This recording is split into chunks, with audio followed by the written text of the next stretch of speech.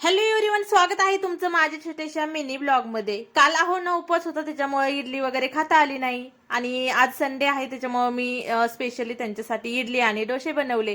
इडली काही ना जास्त आवडत नाही, पण डोसे ते खूप आवडीने खातात। आता सध्या सकाळचे 10 वाजलेत आणि माझे डोसे आणि इडली बनवून झाले नाश्त्यासाठी।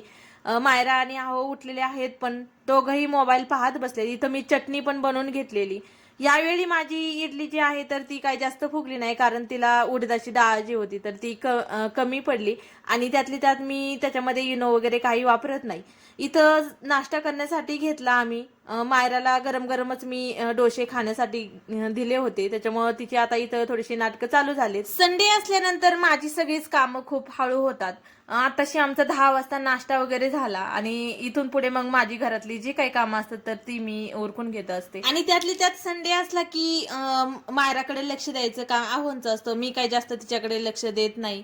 संडे असला की त्यांच्याकडे जबाबदारी असते, तिच्याकडे लक्ष वगैरे द्यायचं, तिला खायला प्यायला घालायचं। त्यानंतर मी घरातली सगळी कामं उरकून घेतली आणि थोडासा आराम वगैरे केला। आराम वगैरे केल्याच्या नंतर मायराला लगेच लक्षात आलं की काल बाजारातून कलिंगड आणलं होतं, तर लगेच तिचं लक्ष गेलं कलिंगडाकडे। दुपारी छान असं कलिंगड कटिंग केलं। आम्ही सर्वांनी ते कलिंगड खाऊन घेतलं आणि आम्ही त्या दिवशी एक रील्स बनवली होती लिंबू चॅलेंजची। तुम्ही जर पाहिली नसेल तर माझ्या चॅनेलवरती जाऊन तुम्ही नक्की ती रील्स पाहू शकता। माझा संडे तरी नेहमी निवांतच असतो। तुमचा संडे कसा असतो तेही मला नक्की कमेंट्स करून सांगा आणि भेटूया अशाच एका नवीन ब्लॉग मध्ये। तोपर्यंत बाय।